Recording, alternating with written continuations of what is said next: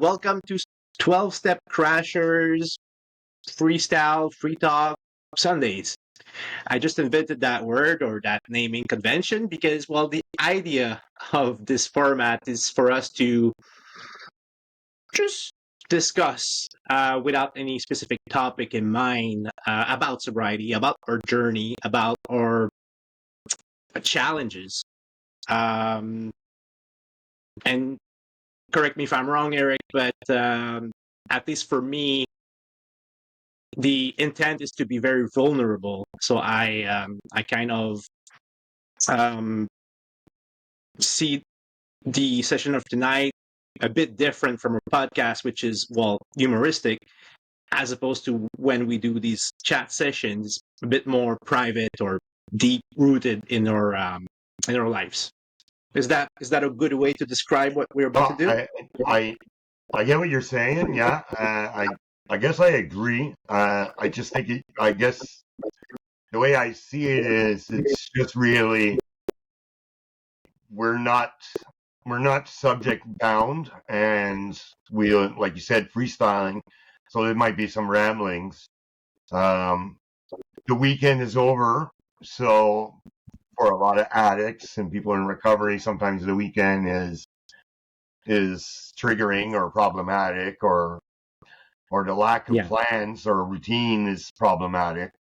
So it's probably a good time to almost see where we're at and discuss stuff we've heard or stuff we're learning. So yeah, I think it's a good idea. This Sunday night type of check in almost, right? Where Yeah, we it really is a check-in between us. mhm. Some things we could do over the phone or chatting. It just happened that, well, we run a podcast, so might as well share with the entire world Yeah, our intimacy. our own personal diary we share with everyone. Um, I'm not we sure had a that's very how a diary interesting works, by the way. we had a very interesting topic tonight in our own group, right? Um, Well, Fear. I find it interesting. I think you have different views on it, and that's great, right? But for me, that topic extends far beyond addiction because fear is my kind of my base emotion. Always has been. Um, so it was easy for me to share on that topic, and well, I guess at some point I have to limit myself because, well, it is not necessarily addiction related what I have to say. So there's that as well. well, well, like I shared to you before we got on, I didn't share on this topic, and I'll share with people in the podcast. The reason why, like I told you, is I'm doing therapy, and some of this stuff, when especially this subject, perhaps fear, it's not something I feel like venting my rambling brain, my neurodivergent brain on this subject, because it's going to go to many different places. And without somebody like to have a facilitator just on the other side letting me ramble is not the best idea on this subject. This is actually Mhm. a subject that is I'm better suited for in my therapy with my therapist, and it's not one I cared to share on because for that point alone, as I don't know how coherent it would be, and it would be long because I'd be circling the drain trying to come back to my point. So Yes. if I had a point at all. And some of it wouldn't be fear; it'd be just more what I do in therapy until my therapist kind of lets me go a little bit, and then it's kind of like, okay, now can we get back to this? And I want you to stay here, feel this. So no, it's not, and it's and it's twice it's come up in our meetings, and it's twice I don't share because um, I also it's not my favorite topic because I don't feel it's going to apply to me. I like to I listen to people's shares, and it's interesting to see what they describe as fear. A lot of it is recovery based, right? A lot of it is Yeah. relapse based, which is understandable. Um, but it's almost like it doesn't apply, or I don't want it to apply because I can't confuse. And this is the same thing. The problem I have with 12 steps and my program is I can't confuse two programs. The same thing comes for some reason, just this specific topic. This is something I'm working on in therapy, and I don't want to do it in group.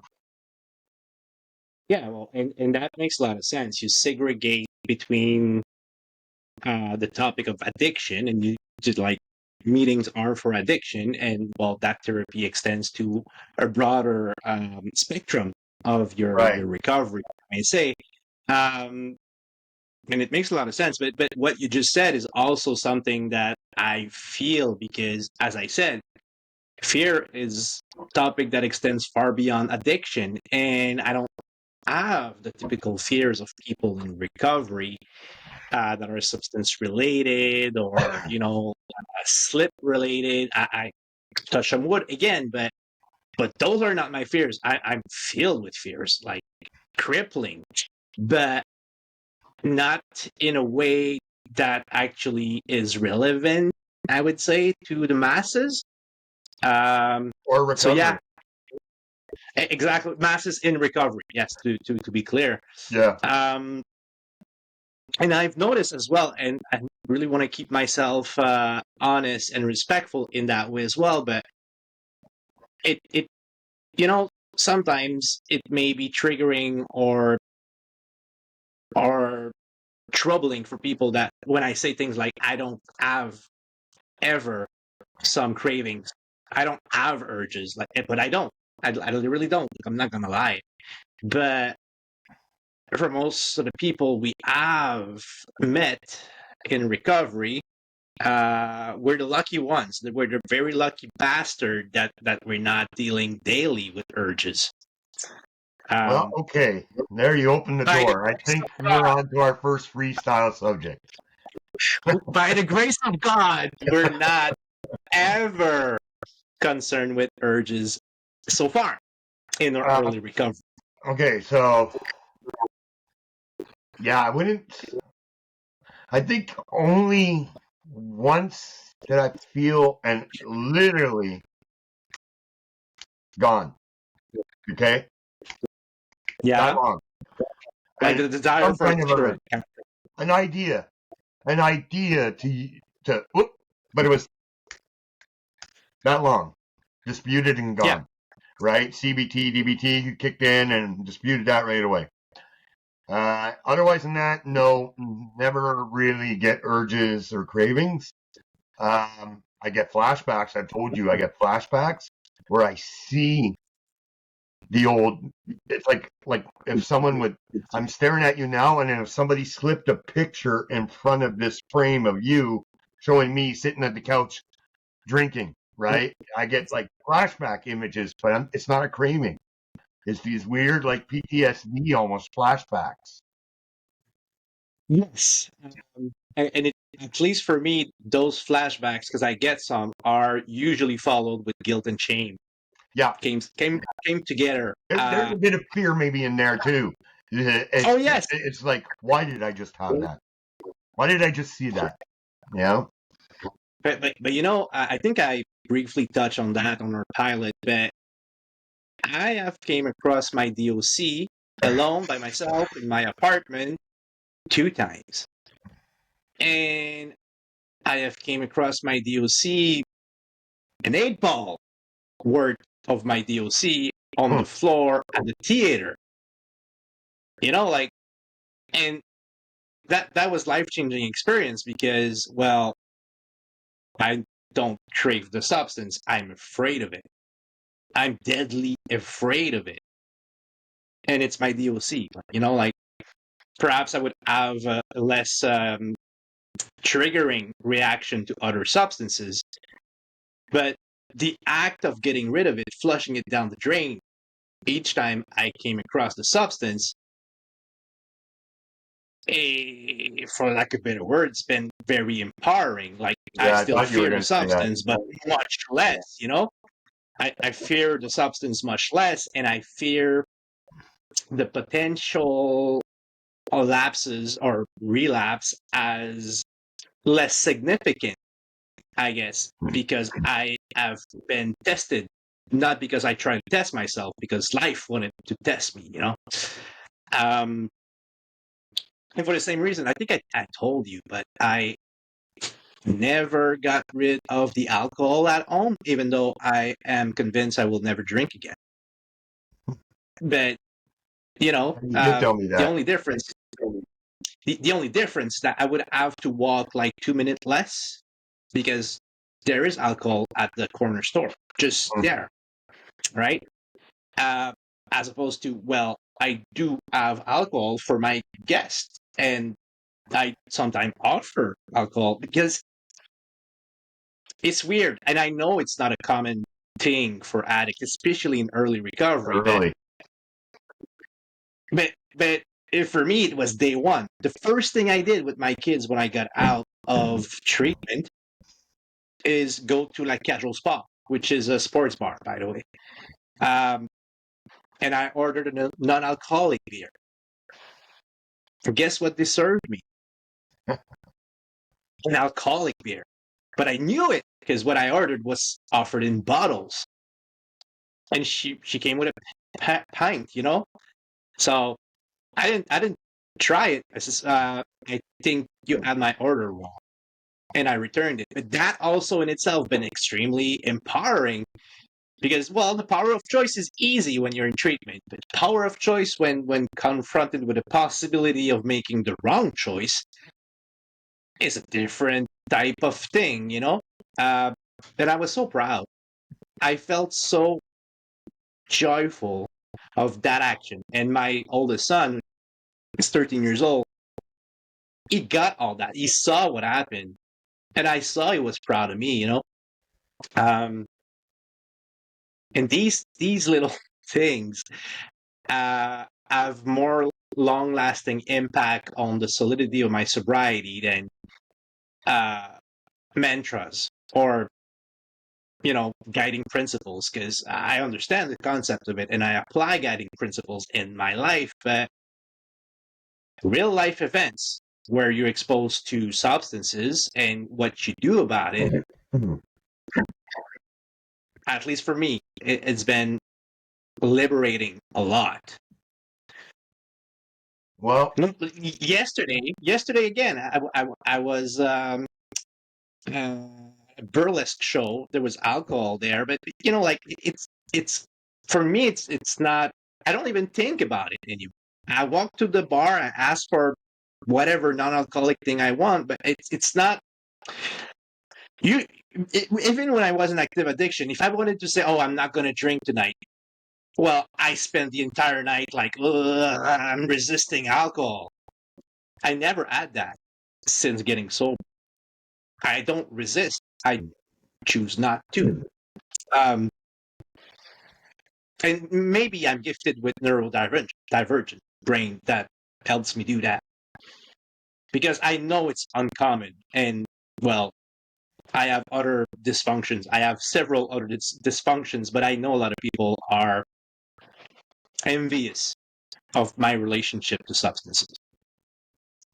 Yeah, I don't, that's funny. Yeah, you bring that up. I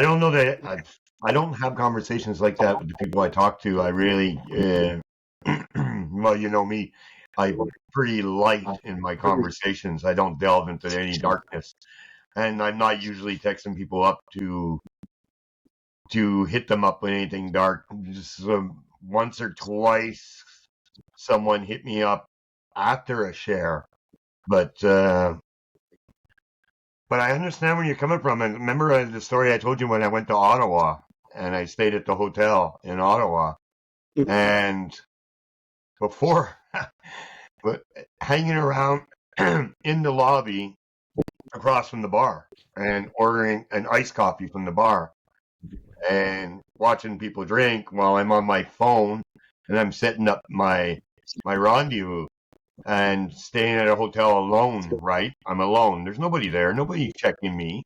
And I did it again in Montreal, which was actually even, I did it humorously, turned out to be an even, probably more, should have been a more triggering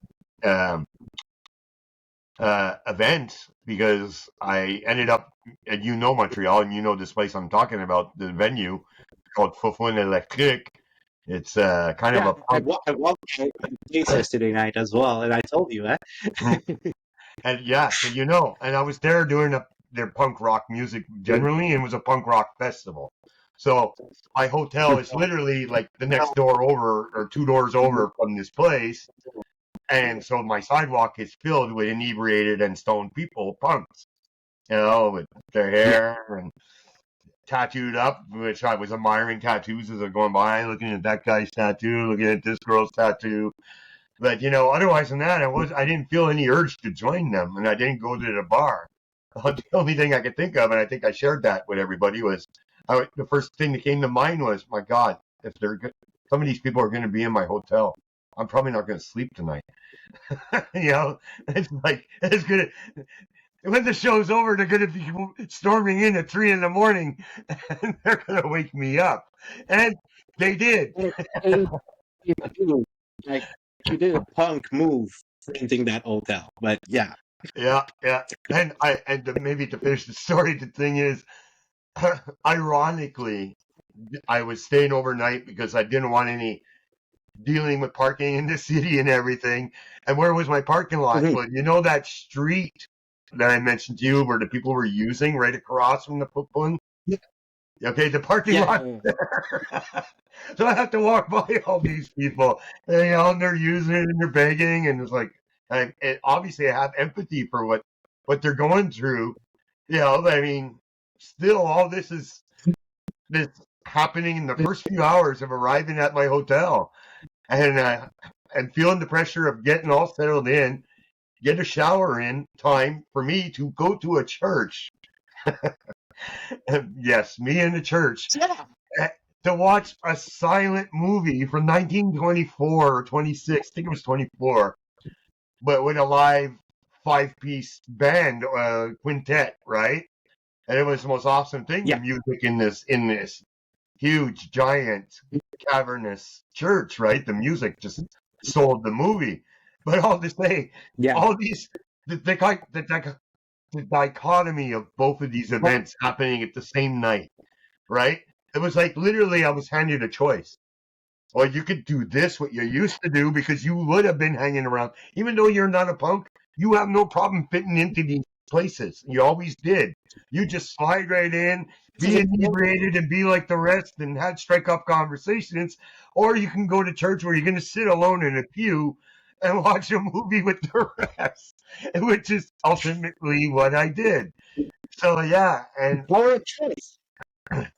so are they tests? I don't know. I mean, I definitely have confidence, I guess is a good word. I know we're not supposed to be overconfident, but there's no other way to describe it. I know I have awareness. I know I have mindfulness.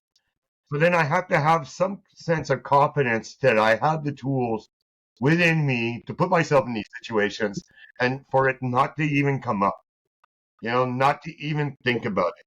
It's just, that's not what I'm here to do. You know what I mean? And obviously I've turned over that's my past. I don't do that anymore. That is just, I'm an older person now. You have to come to terms with age too at a certain point. And some people still live at a certain age. And accepting our age is kind of hard, especially for me. I'm much older than you. I'm much closer to the coffin.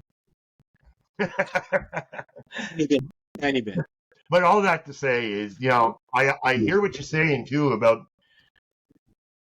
being empowered, and it does not in the moment so much. I actually was living in the moment, so it's like it didn't bother me. I didn't reflect on it at the time, but once I left town, once I left Montreal, and was able to look back on my whole weekend, it was kind of like, okay, that was pretty good, Is the only thing that happened. You shared that Sunday night about your experience. You were really proud of yourself. I was, yes. And the only thing that happened was in the morning between checkout and breakfast. So between breakfast and checkout, I have free time.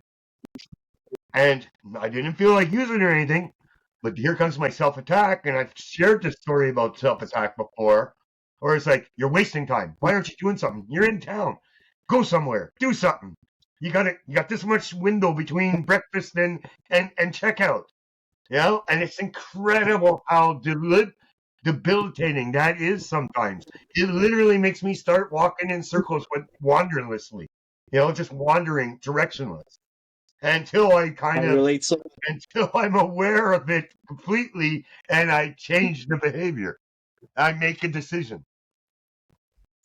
I see that for me. Well, we often talk about the gifts of sobriety, especially when we are on the 12-step path. But the gift of smart. And I don't want to be preachy about smart, Well, but I for think we me, should actually, because I don't think it gets talked enough. yeah. Well, we will. I don't believe there's a single time we won't talk about smart. But what I mean by that is that by my own experience, is the first time in my life that I was given the tools to be always self-aware, and I'm like unable to lie to myself anymore in my own face. Like I've been broken. My previous coping mechanism do not work anymore. So smart has broke me, at least the way I used to be before. And it is not insignificant, like nothing has ever changed or influenced me trying to have it my way my entire life until I expose myself to smart content. I'll stop you there, though. We both kind of are on the same wavelength when it comes to that. We both realize the mindfulness and the awareness that we have now, and that smart really works. But we had to accept it. The thing is, we went in wanting it to work. We went in prepared to learn, prepared to listen, and prepared to practice these tools.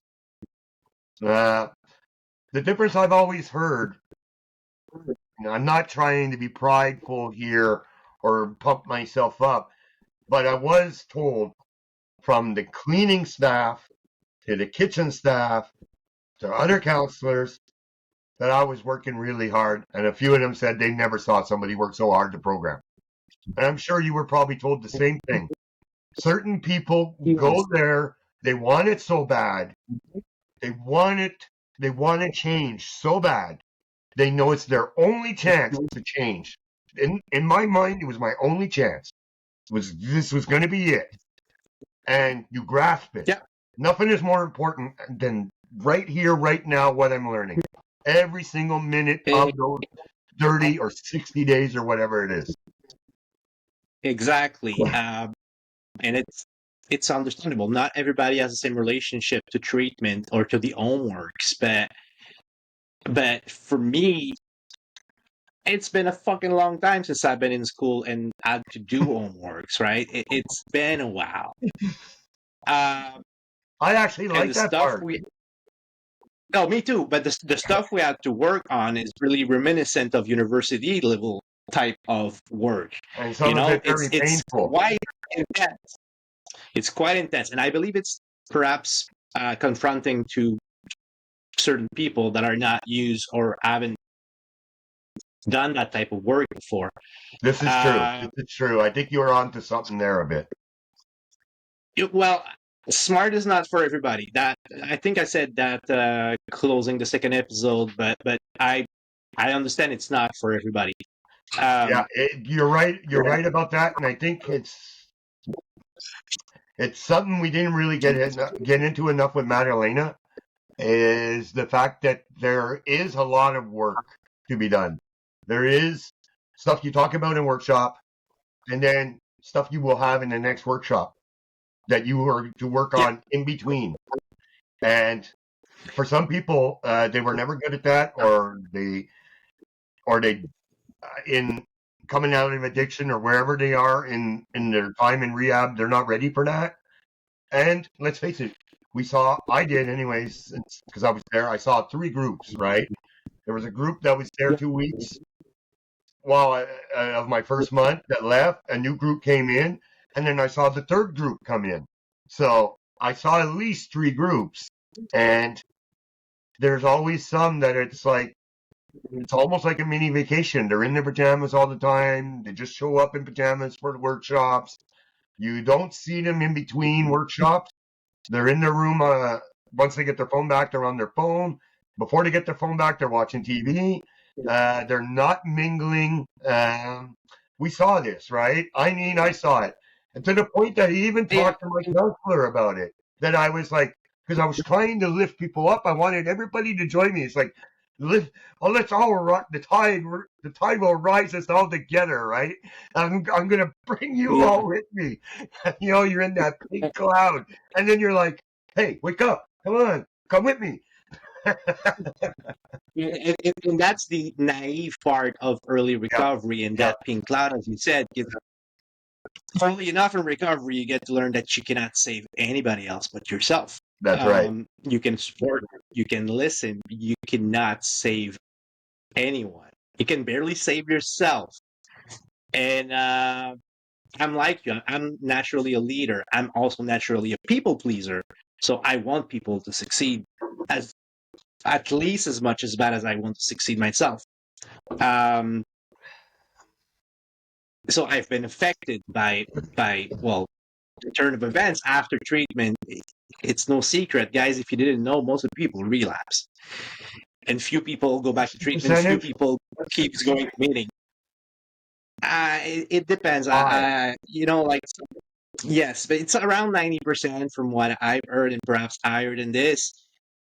But that's what I heard. It goes back to what we were saying, right? I think it's the fate of all this is kind of determined before treatment. Why you're going there? How bad you want it? Are you convinced you're an addict? Are you convinced you cannot consume anymore your DOC or any substances? What's your view about sobriety? Those are, it goes to your experience, what you have lost. I guess for me, I hadn't lost everything, but I was on the verge of, and I had a chance to save everything. There was a lot of motivations, right? All I needed to do is to be and stay sober. At least that's what I thought. So I wanted it bad, so bad. Like, it was not possible in my mind that I would fail this. I could not. And as you said, like the sentiment that I have only one shot. I cannot fuck this up because there's no other shot. A lot of people in our groups are saying often, I do have another relapse in me, but I don't have another recovery. The more I grow in my sobriety, the more I understand this. Because, well, it's one thing to lapse and come back, but if you relapse, full-blown relapse for a couple of months, years, I'm not sure I can come back from that. No. I'm not sure I can. Because I mean, I will have broken Smart. So far, Smart has broke me, the whole me. But if I strike back and win, that means everything I've learned, I'm able to unlearn it.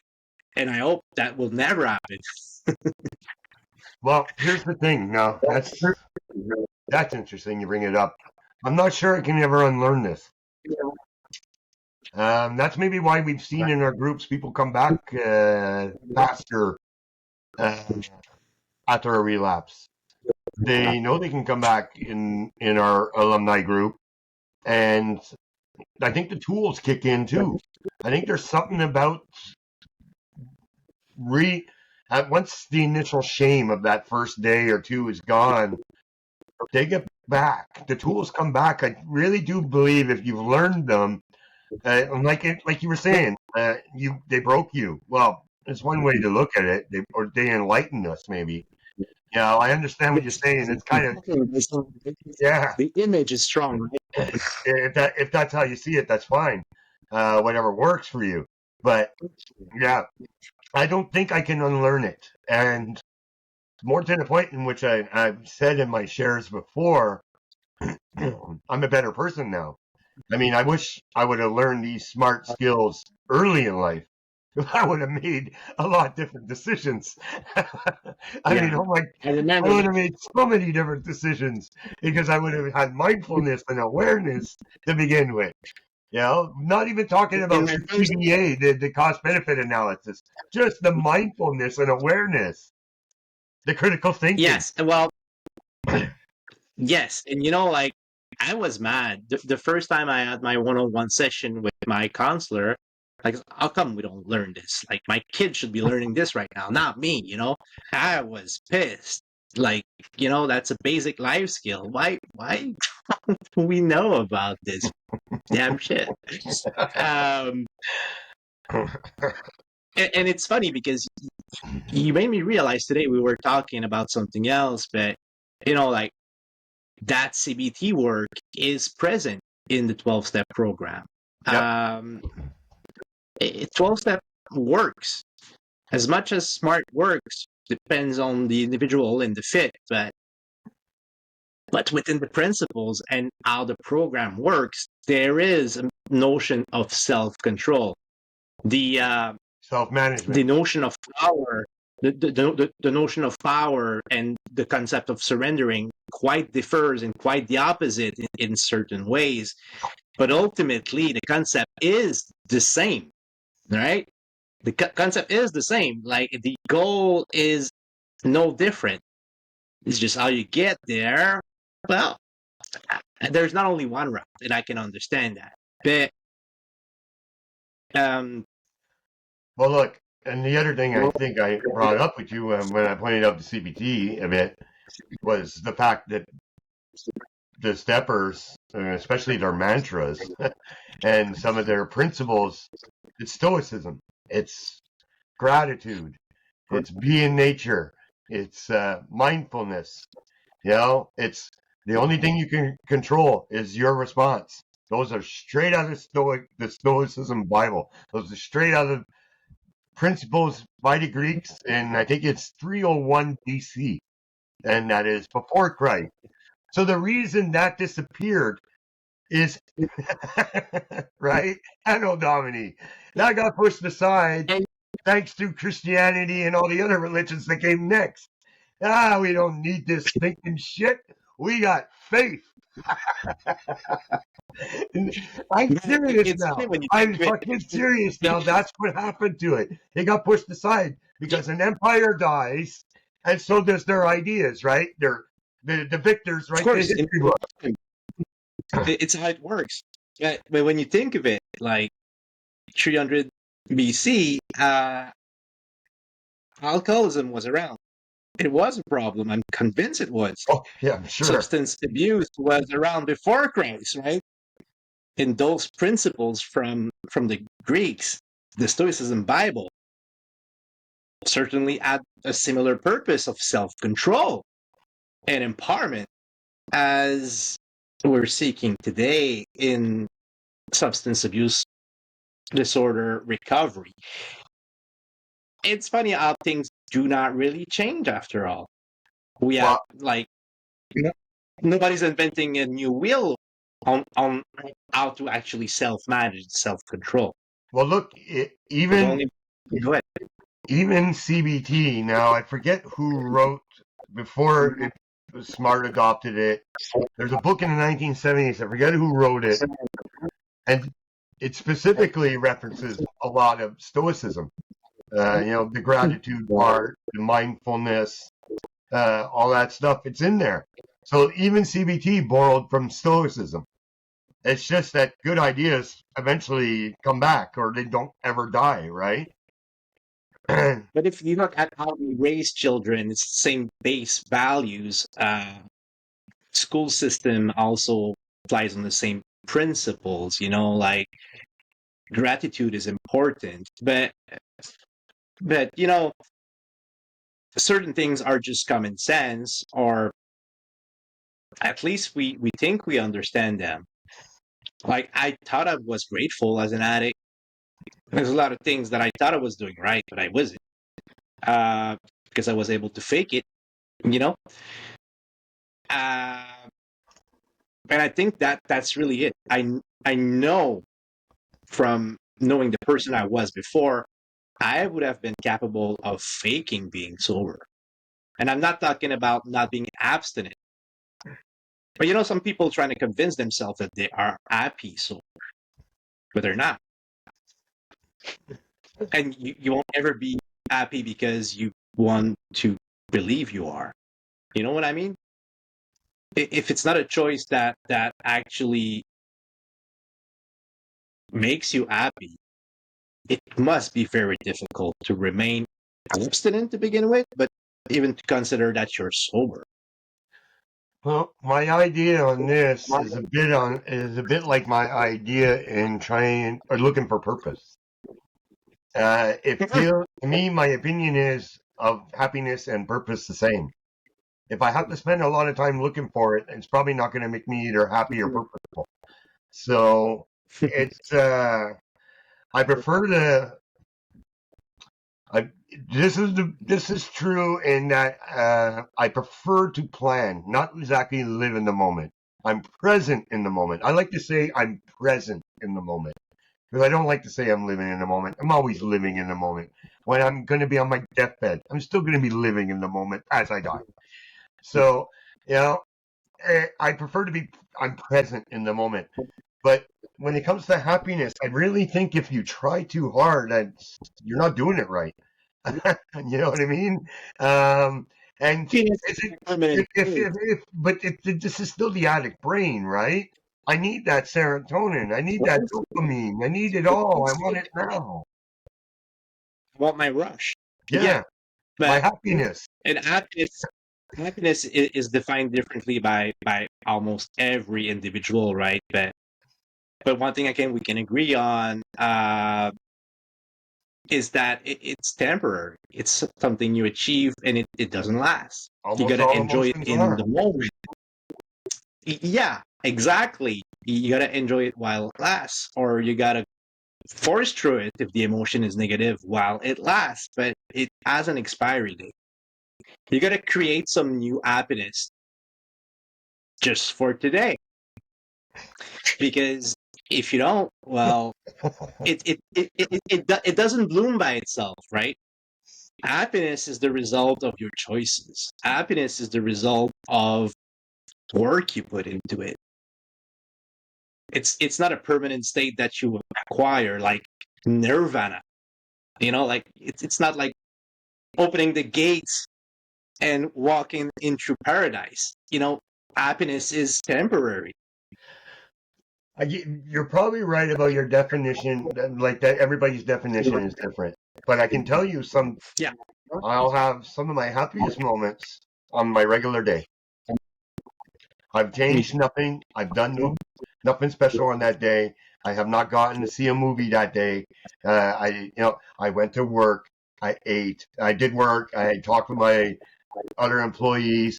I came home. I made supper. Maybe I jumped in a movie. Maybe I didn't. I jumped in a meeting, or I didn't that day, and I watched a movie. Who knows?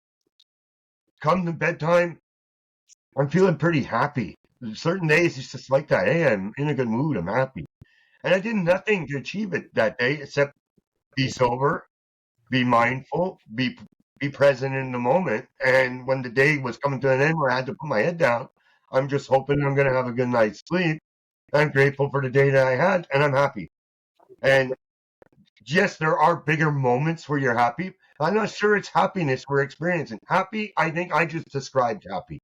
I think people are looking more to be joyful. Yes, but it's semantic. But I think to be content can happen in adversity. You can walk through hell, quote unquote, but still be content with your life, right? Doesn't mean you're happy, but being content leads to happiness inevitably because you are in a radical acceptance. I think when I'm Yeah. content, I am not trying to fight reality.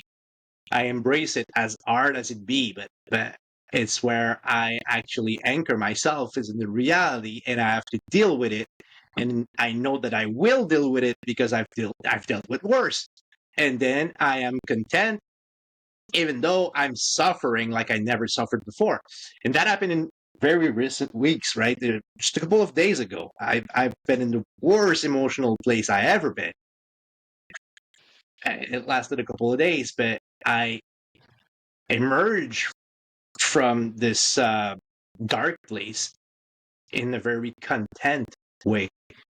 Oh, I'm not happy of any of that, but I'm in control. I am not fleeing from these emotions, or are however are they are to actually process. And it reminds me that my expectations when I was an addict of what it is to be happy and what it is to actually succeed has nothing to do with what I actually envision today, right? Um, I'm happy that I'm progressing really slowly in my recovery, but I am. I'm happy that we get to spend about an hour tonight chatting after 2 hours of actual meeting as a group. I mean, I'm not only content, I am happy that we are where we are. Not sure if I'm expressing well the difference. Like, and as you said, it is not necessarily joyful. I'm not actually ecstatic, That's but I'm right. happy Two different emotions. enough to talk. Yes, and it quite inevitably happens in the moment of now, because I cannot be happy tomorrow. I cannot be happy yesterday. That's right. That's right. And to give you an example of let's say someone asks you a favor, you gotta help them move a couch or something. I'll be happy to. You might be happy to. You're probably not joyful. Right? So there is a difference between the two.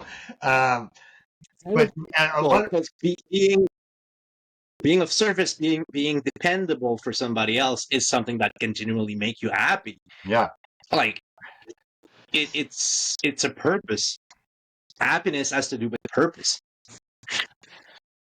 I'm not sure of that.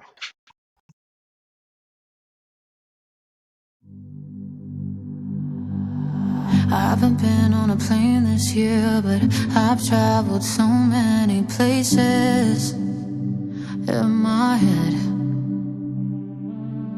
I haven't seen many friends this year, so I've had to get along and hang out with me instead. I saw all the parts I didn't like, so insecure, so quick to fight. I didn't know I was so codependent. I didn't know I had so much resentment to the changes and the traumas I was keeping in a closet. Way too much shit that I don't wanna go through, but I got nothing to do. I don't know where I'm going, but I think I'm growing. Yeah, I think I'm growing, and it fucking hurts in the moment, but I think I'm growing. Yeah, I think I'm growing.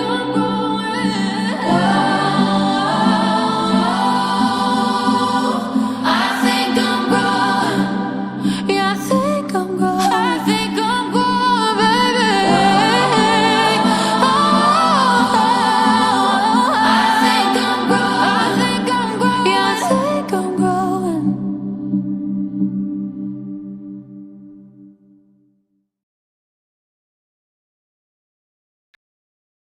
Not always, I think. Yeah, happiness I hope can be free. It doesn't have to be a purpose. That's true. That's correct. It could be just something we do. It's sometimes just second nature. And sometimes we don't have to always question it. Remember, I don't overanalyze everything. I have Tuesdays for that. But that's some no joke. That's something that my brain is changing a lot. I let go more easily. I, I don't necessarily make 35 scenarios that won't happen in my head all the time. Because I understand more the things that I do not have any control over. That doesn't it will come as it comes. I cannot control it. And I guess my anxiety response is definitely improving as well. Because as I was saying earlier today, like my being fearful, it kind of been my entire life, right? I've lived in fear, but even though I'm exposed to greater danger, let's say, or more difficult situation as a sober person, I am rarely afraid like I used to. Or if I am, it does not affect my next best thing that I choose to do. I stay in action even if I'm afraid, because what else can I do?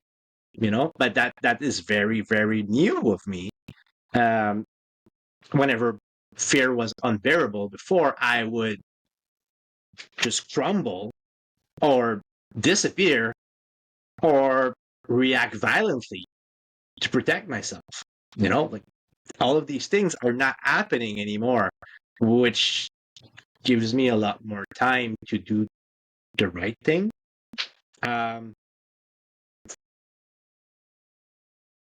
Not sure exactly if this is making me content or happy, but it gives me self-confidence more than anything else, I think. Being in control of my emotions and understanding that there's very few things I control outside of these, it brings me peace. I would even say serenity, because it's a place where even if I have fear, it doesn't necessarily affect my mood. And that's new. Fear used to be my mood setter. Now it's an emotion like any other emotion. It lasts for the time it lasts. It's not everlasting. Maybe I've bottled too much fear when I was a kid, and I've just processed it my entire life. I don't know. But I believe it's one of the area where I changed the most over the last year. That's interesting. Well, I understand what you're talking about because you have touched on this with me before. I think you pretty much summed it up there. You bring up changes in the last year. Well, I know I've said this lots of times, but for me, the biggest change is probably the return to the cognitive thinking that I used to have very younger, like 21 years old. I almost seemed to lose it at I lost cognitive thinking, actually probably being codependent in a relationship. Mhm. So it's weird, eh? You get hooking up, makes you stupid. You heard it here first. But yeah, this last year has been a fun journey, and it's funny. It came back very fast in like the first week, second week of after detox, and second week in rehab. It just started coming flooding back. Suddenly, I was writing again, and with all the homework, of course I love this. Give me homework. I'm finding all these skills I forgot I didn't have to use now for the last 30 something years. I didn't have a job that required any of this. I was in relationships that didn't require any of this. I had no passions of my own.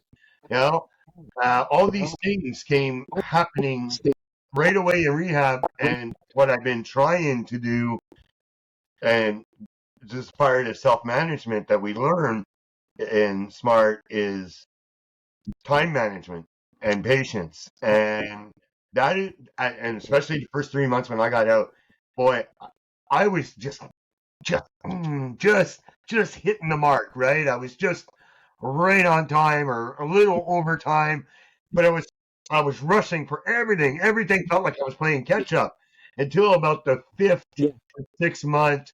Then I was starting to nail. Then I was getting these life hacks or whatever, right? And I was like figuring out these little tricks and these little things, and things just stopped doing. One of the things I stopped doing was, well, I'm making all these meals. I have to find a simpler way to make these meals. So I just eliminated. I just eliminated recipes. Screw this. I'm buying all my meat marinated already. Fuck this rub. Oh, I'm gonna do this rub. I'm gonna collect all these fucking spices I have in the house, and I'm gonna measure them all for the right mixture. And then I'm gonna measure the oil, and then I'm gonna do this and that. fuck that. It's marinated already. It goes in the goddamn oven. Okay? It's like I make my potatoes. It's simply life. Yeah, I make my A simple potatoes, life easy to manage. I make my potatoes, my carrots in abundance on the Sunday or the Monday night. And then I have Tupperware for that. And they're already cooked. Now I can quickly serve them up how I want. Maybe stir fry or throw the potatoes in the air fryer, whatever. Because my meat's already marinated too. It just needs to be cooked. I just got rid of all kinds of prep time. Because to get home from work, and then my travel from work, and then to hit the house, and then put stuff away, to take a breath, which I didn't have time to even take a breath, which would be, in our case, a cigarette break. And, and then make my meal and slide into a meeting that for us it's at 6 o'clock. I got home at 4. I have to do all this and get into a meeting and have eaten by 6. It's a lot to do, right? And that's probably some of the reasons why you mentioned the word content. It's probably I'm content in that without sacrificing eating badly, like takeouts or anything like that, I just went down to basic root vegetables, simple meats, no cheeses, no gravies. I just made life really simple. And you know what? The meals are still really good. So just that alone, but the addict brain would never think that way. Before I went completely psychosis, when I would make a meal, god damn, was the kitchen a fucking mess. It's like and I don't do meth, but it probably looked like a bunch of raccoons went through it and dumped everything everywhere. And it's like, what the fuck? Because you're following the wrong ass recipe. And the recipe, the prep time and the recipe says 5 minutes. Fuck you, 5 minutes. It's not 5 minutes. But all that to say, getting off track here. You're getting off track. All that to say, just the time management. No, I think it's very coherent because, again, it's the concept of choices and really wanting it. Like, it's hard. It's hard to have a meeting at 6 o'clock. Yes, you got to make some major life changes if you want to be on a meeting at 6 p.m. True. Most of the nights, right? You have to want it, and it's not easy. It's sacrifice as well, and that's the thing. If I want to be sober, if I want a new life, I have to sacrifice a lot from my old life, and that comes with grief. But I want to share something. Now, I think I've told you this before. In my post-treatment plan, which I followed almost to the letter, and we shared a meme today on our page about post-treatment plan, in recovery, where every minute of the day is like detailed off, like this is what my day is. And well, the thing is, I was not supposed to be in meetings almost every night in my post-treatment plan. I used it, and this is ironically, this is how I am. In some ways, I'm very transactional. If it works for me, it's that using the meetings was my punch clock to get all my other stuff done when I got home.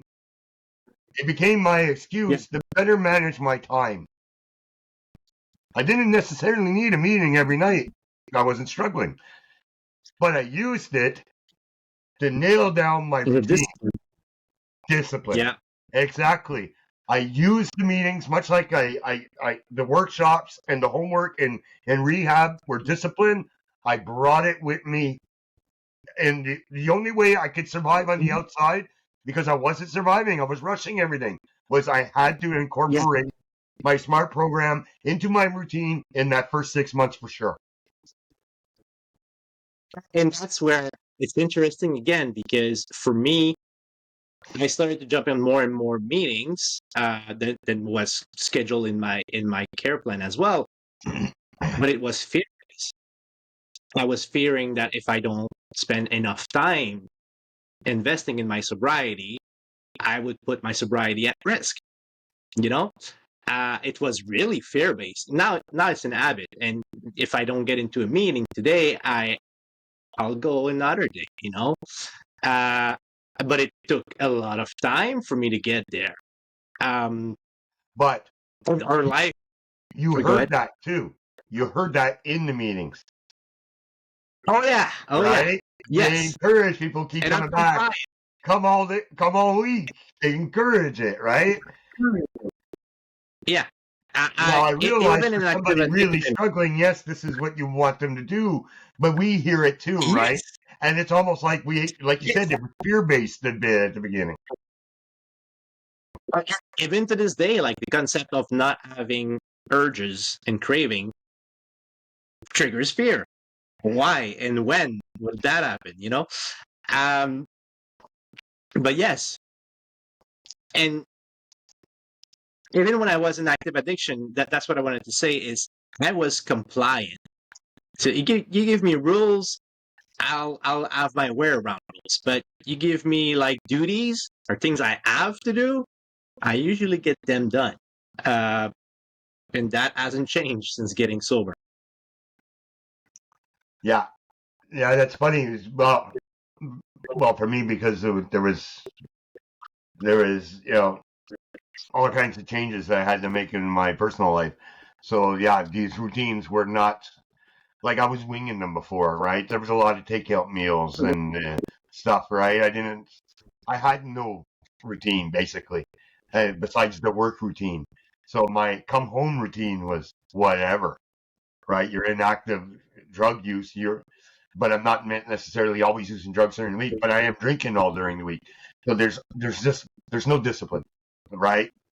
There's no sense of moderation. There's nothing.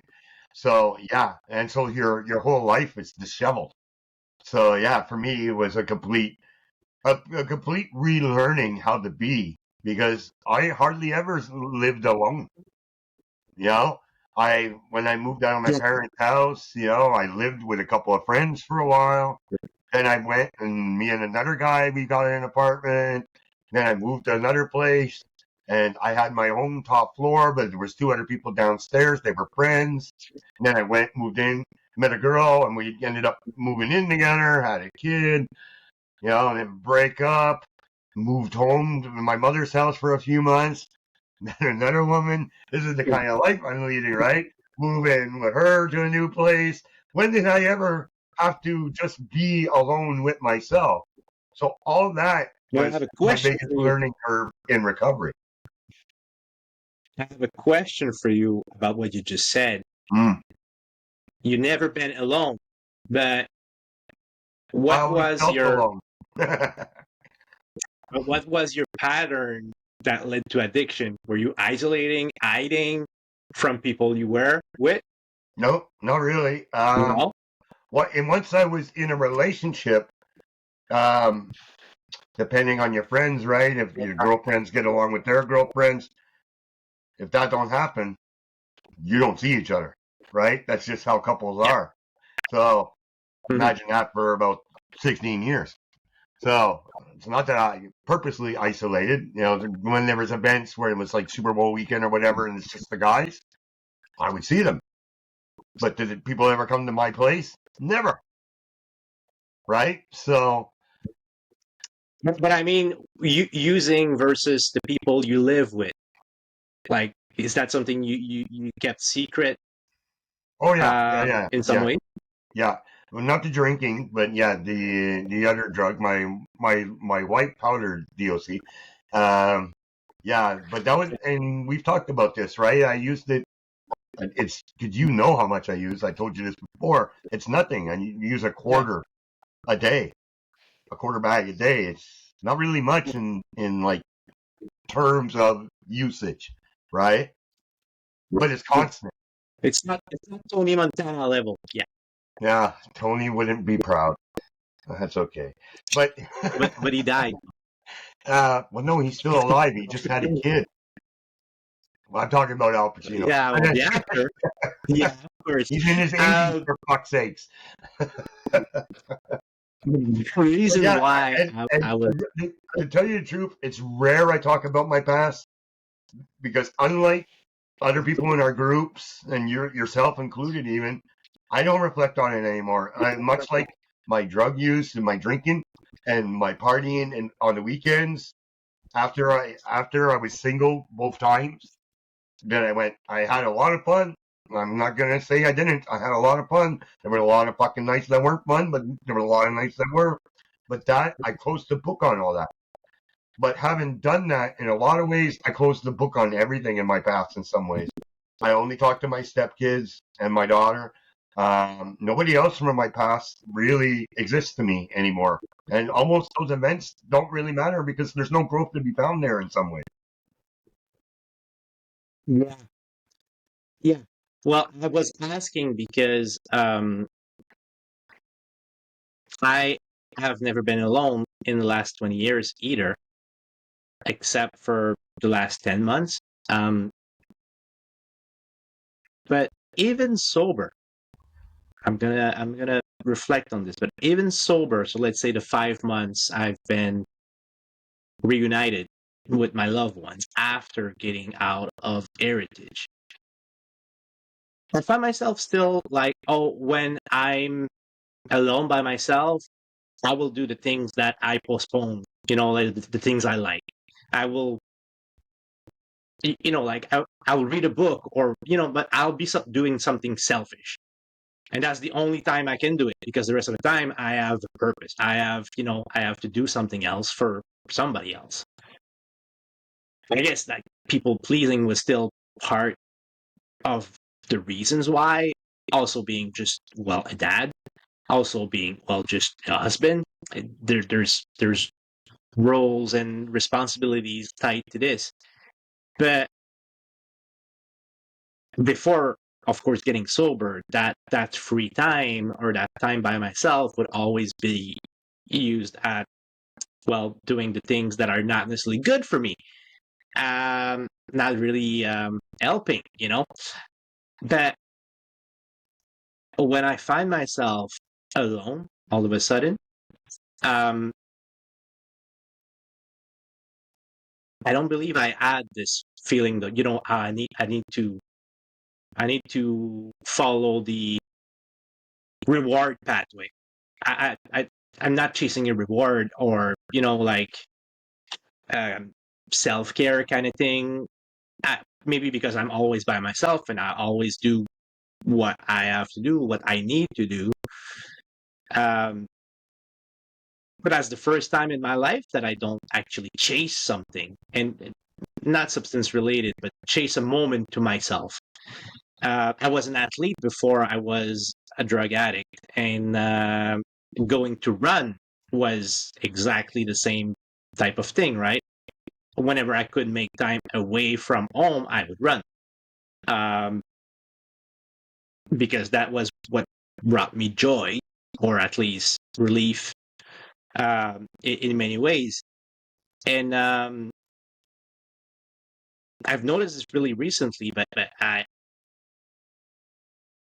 it's like my compulsions do not exist anymore.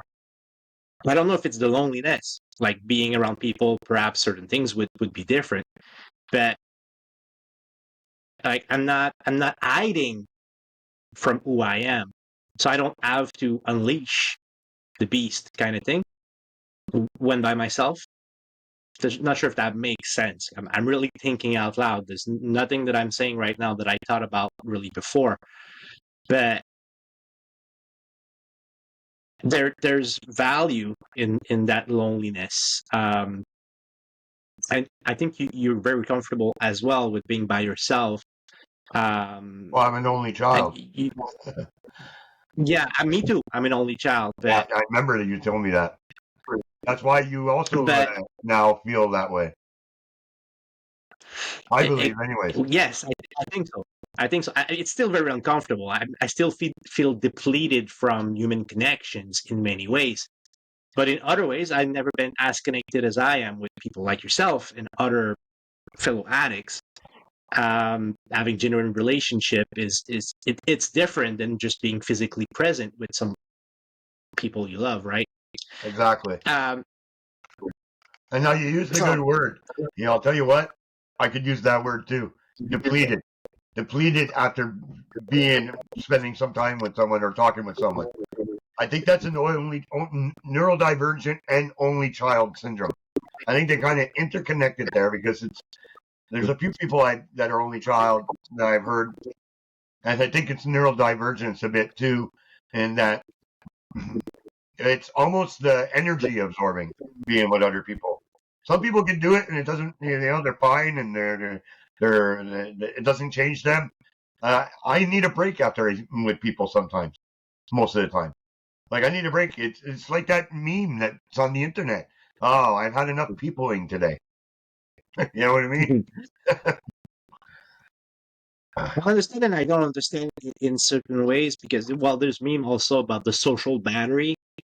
Like, to me, it depends. Like, people outside of my bubble, yeah, I would understand. Like people that are not emotionally close to me, yes, it's a duty or it's a task to entertain a relationship or spending time with this person, but and I don't believe that's the case with say a loved ones or my kids or even my mother. Like I don't need a break from them. But what I think has been the case a lot, and I only started to scratch the surface of this, is that I needed a break of the version of me I was with them. And that's very different. It's that ungenuine version of me was unbearable. My fear of showing my true self, especially in the marriage, and that's on me. There's only me versus me in that dynamic. But I think that's what I needed a break from, and that's what I've been served. I'm having a serious permanent break of all this because I don't have any of these, and it extends beyond my family, but I currently do not have any fake persona to entertain. And that's also the first time in my life, like that's why the topic tonight about fear and masking, it really close to home, right? Because my sobriety kind of revolves around authenticity and being honest, and it happens to be easier when you live by yourself. Yeah, well, but I want to impress me, and that's the first time I want to be proud of me. I don't want somebody else in a codependent way to be proud and satisfied with me. Oh, well, no, I relapse on that. I still would like that often, but for the first time, I have a similar relationship with myself. With yourself. So I'm not trying to indulge in my free time. I'm not trying to escape, a fake version of me or escape the situations that I deem is unpleasant or difficult to live with emotionally. And that's what I call being sober. It has much more to do with being content, ultimately, in the now than actually being abstinent. Don't get me wrong, I need to be abstinent to be content in the now, but being abstinent doesn't make me sober. No, yeah, and I can relate to a lot what you said, and I think I wasn't clear maybe when I was talking about peopling. And it's true, our situations are different. I'm still going back to my toxic workplace where I have some issues. Yes. So I will eventually too, right? I feel a little depleted mentally when I get home because there are some days where and this is where the tools really do apply. There was a short period after Christmas where I wasn't using my tools. I was literally just living on being authentic. And what I mean by that is I was just saying whatever was on my mind and how I felt. And you can imagine how that did not play too well with a lot of the people at work. So yeah, of course, that was a problem. And in these but I told you that I've had breakthroughs in therapy. So this last month, it's been much better. My relationship with work, not that I still don't have problems with work, just the way I manage my emotions and my decision making at work. And there is also a sense of letting go, what I can control, right? What's in my control at work, which is for someone who runs the assembly line with no official title, it's kind of hard to let go because you worked so hard to be that alpha male in that position, and every person that comes on the line that thinks they're the alpha male, right? And to be at a certain age, you get a lot of younger bucks. To achieve, right? You value your sense of self-worth Your has a lot position. to do with what you achieve. And all that and more, right? And it's a process to not let it become your identity, because too much it was my identity, which also didn't help me to avoid my problems, right? My DOCs, right? Matter of fact, it was the perfect trigger. Honestly, in my life, I never actually mentally punched out from a single shift. Yeah. And what I mean by that is that work was always on my mind. Yep. How to improve, how to resolve that issue. Like that would be 24/7 my entire life. The first time I actually punched out was a couple of days before I went into treatment for substance use disorder. I haven't punched in since, but that's the first time in my life I punched out. I guess that's a good way to also avoid your life, avoid yourself. Yep. Being concerned about work, being concerned about other people's problem. Well, there's your purpose. And hunger in Africa, like not that it doesn't bother me, but it shouldn't be taking 80% of my brain space. I think I've successfully centered myself on my own problems, and that useful selfishness, I think I'm using it to its full potential today. Yeah. On this, I see the time. We will have, I believe, to just cut that short because, well, we've been rambling a lot. But what would be your closing words? Closing words. Well, in closing, I think we covered a lot here. I just want to I'll just throw out for anybody that's still listening to this podcast at this moment. In future podcasts, we're actually going to discuss and highlight some of the memes, because we do run a meme page, which I have to remind you. Yeah. I'm also the only producer, like physically producing memes, and that caused some, there's some trouble in the assembly line. Well, because our windows of opportunity are not always at the same time either. So, but we are both ADHD. Yeah, but we did talk about the idea that we would highlight the ideas or the thought process behind some of the memes that we have actually produced or created, just to have like a fun episode where we're talking recovery, but we're joking around too, but we're also giving a little bit of the reason why behind some of these memes. And I think people might find it interesting, and I don't know what you think about that. What do you got? Yeah, I think there will be a good exercise, because memes are understood differently by about anybody that looks at it, right? It's your first impression. It really is a quick reaction, but there's always a thought process behind the memes that we do, and I'm convinced that most of our memes, like, people don't get the full extent of what we're trying to do. Memes like the beavers and the natives and the imperialists. That was a high concept, though. The beavers was a high concept one. Crazy good, but like you take some time to just see the entire meme, but because it's like a glimpse of our ADHD brains. Like you get inside my brain in many of my memes. So that will be interesting. you have other ones that are simpler, like the one with Tony Soprano, right? That's the therapist. That was Yeah. mine. That was right after therapy. I said, Yeah. I got a perfect meme here. When the therapist asked me, did it describe my feelings? It's like, I don't want to fucking talk about my feelings. Yeah, and I no, like the other one you had, which was, well, I'm paying $220 per hour just to know that my brain cannot function. I had forgotten about that one. That one was so far ago.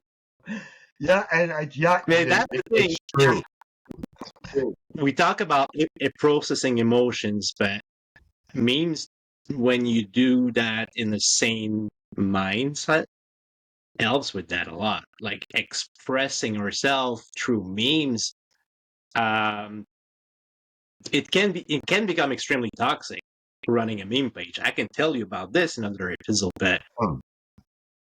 but it can be definitely a tool. And I like to think that most of the thing I do and touch in a day are tools that I can use or misuse. Yeah, I agree. And we actually do discuss it. We do sometimes discuss the merits of our meme. Like, what is this? We've had that where we go, is this just not us? We talked about trying to stay, whether it's 12-step, because we are the 12-step crashers, or about smart recovery, or our neurodivergent ADHD.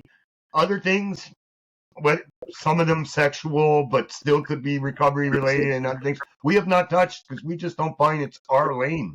And other things we haven't touched on because we don't really promote drug use, really, right? And we sure on my shit posting page that we have that we share all kinds of things, but our memes I don't think are that way, really.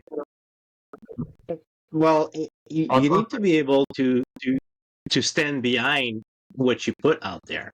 You need to be able to defend your ideas, and you need to say what you think and to think what you say. A lot of people these days says, "Oh, we cannot say anything anymore." That's very untrue.